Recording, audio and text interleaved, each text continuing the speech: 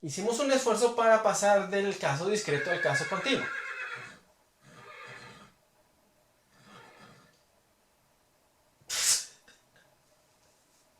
Ahora, ahora, hicimos un esfuerzo para pasar.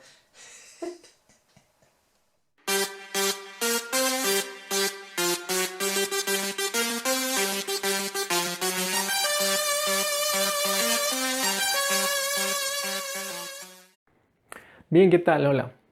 Vamos por la ley de Gauss. La semilla de todo esto va a ser, como hasta ahora, la carga puntual y su campo.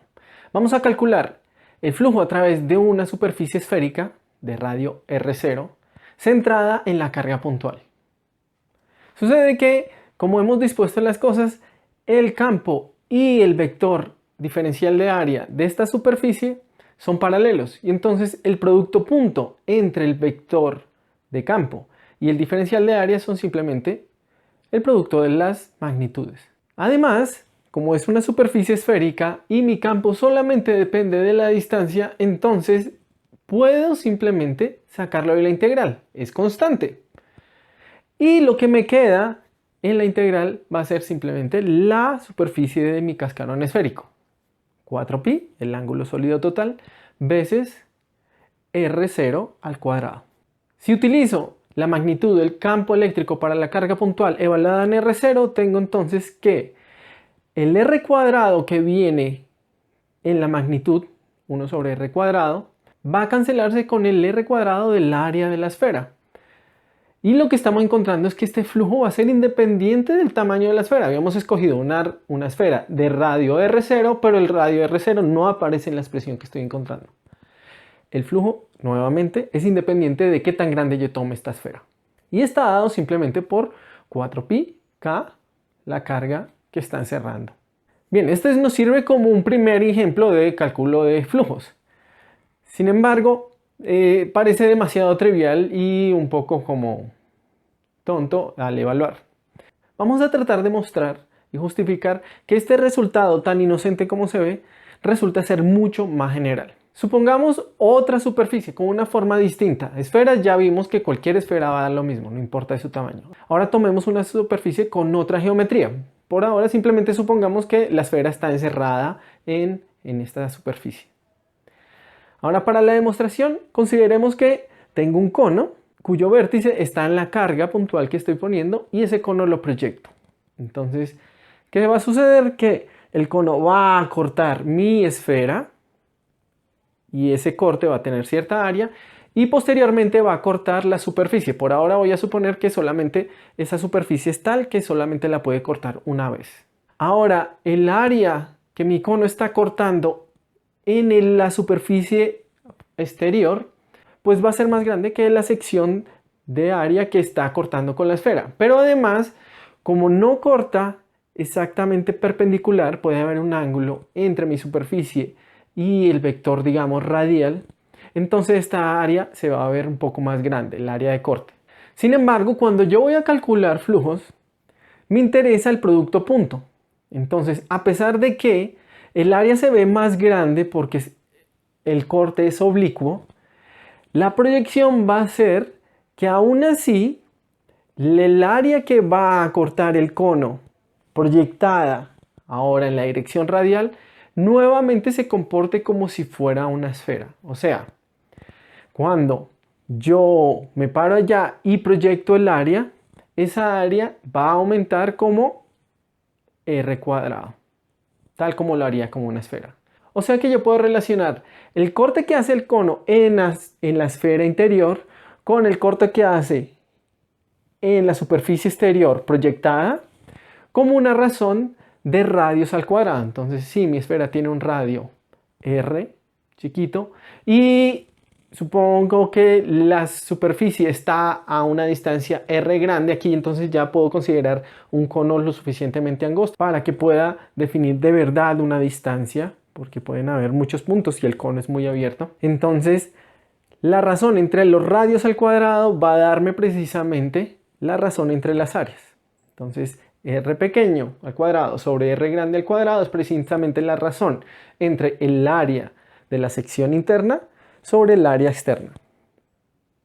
Ahora, como esta razón de aumento del área es como r cuadrado y el campo eléctrico disminuye como r cuadrado, puedo estar seguro que el flujo que sucede por esa sección exterior es idéntico al flujo que pasa por la sección interior en la esfera. En particular, entonces yo puedo expresar el campo eléctrico que se observa en la esfera con el campo eléctrico que se observa en la superficie exterior y el área interna en términos del área externa.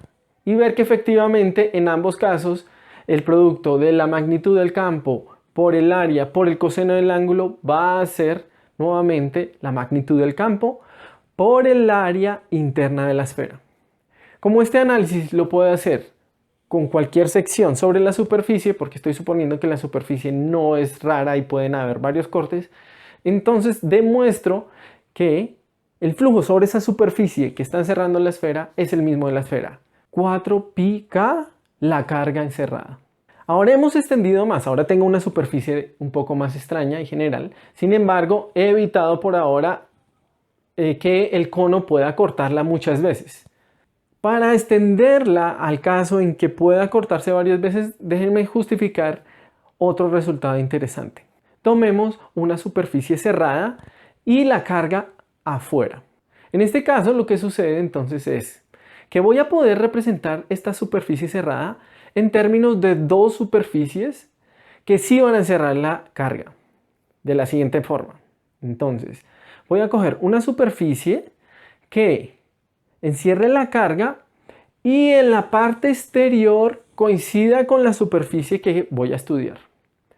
Y tomo otra superficie que también encierra la carga que coincide con esta S1, pero cuando llega a la superficie negra, en vez de irse por la parte externa, toma por la parte interna. Entonces tengo dos superficies que son idénticas, pero una la cubre por afuera y la otra la cubre por adentro. Ahora, del análisis que acabamos de hacer, el flujo por ambas superficies es idéntico. Dijimos que era 4πkq. Como coinciden en todos los puntos y dejan de coincidir en la parte en que bordean la superficie que no encierra la carga, entonces yo sé que el flujo por ese pedacito va a ser también igual. Pero aquí es donde viene el punto. En la parte externa, los vectores de área de la superficie 1 y de la superficie en estudio que no encierra la carga coinciden en dirección. Mientras que en la parte interna, el vector área de mi superficie que no encierra la carga viene hacia la carga, mientras que el de la superficie que sí la encierra, la S2, va hacia afuera. De modo que el flujo que pasa por la superficie lejana a la carga es idéntico al flujo que pasa por la superficie cercana a la carga, pero de signo contrario. Estamos demostrando entonces que este flujo por esta superficie que no encierra la carga es cero. Tanto flujo sale por allá como flujo entra por este lado. Y aún así todavía no hemos hecho una superficie completamente general, porque esta que acabé de escoger no encierra la carga, pero tampoco tiene huecos como para que un cono proyectado desde la carga lo corte más de dos veces, la de entrada y la de salida. Si quiero pensar en superficies un poco más generales, entonces tengo que hacer el siguiente truco. La idea va a ser la siguiente. Tomemos una superficie cerrada y al volumen que esta superficie está encerrando voy a partirlo en pedazos. De tal manera que cada uno de estos volúmenes va a tener también una superficie que en el borde coincide con la superficie que yo estoy estudiando y en el interior tienen caras que coinciden entre ellas. Entonces estoy haciendo un dibujo aquí donde ese volumen lo estoy partiendo solamente en dos secciones. Y entonces he escogido en la parte superior una de estas secciones y en la parte inferior otra de estas. Vemos que en la mitad hay una parte donde ellas coinciden, pero que antes no aparecía. Esa parte en la mitad hay una superficie que antes no aparecía. Y pareciera que entonces estoy complicando la situación porque estoy incluyendo nuevas áreas. Ahora debe ser claro que si yo calculo el flujo, todo lo del exterior debe coincidir con la que yo quiero estudiar. ¿Qué pasa con el interior? Pues sucede que en el interior el flujo de la superficie roja y la superficie azul coinciden, pero van con signo opuesto porque el vector área de uno apunta en la dirección contraria del otro. ¿Qué me está diciendo esto? Que tengo que, si yo sumo los flujos de esas dos superficies, se va a cancelar justamente esta sección interna que no aparecía antes y solamente me queda la sección externa, que era la que me interesaba. Como conclusión tenemos que entonces el flujo de toda la superficie como tal es la suma de los flujos a través de esas superficies de los volúmenes internos en las que yo he partido. Y si se dan cuenta, si yo hago este análisis, entonces cualquier superficie, por compleja que sea, yo la voy a poder escribir en términos de superficies que encierran la carga y otras que no encierran la carga y que son sencillas como la que acabé de estudiar antes. Cuando no la encierra, tenemos que el flujo total es 0 y cuando sí la encierra es 4pi k la carga encerrada.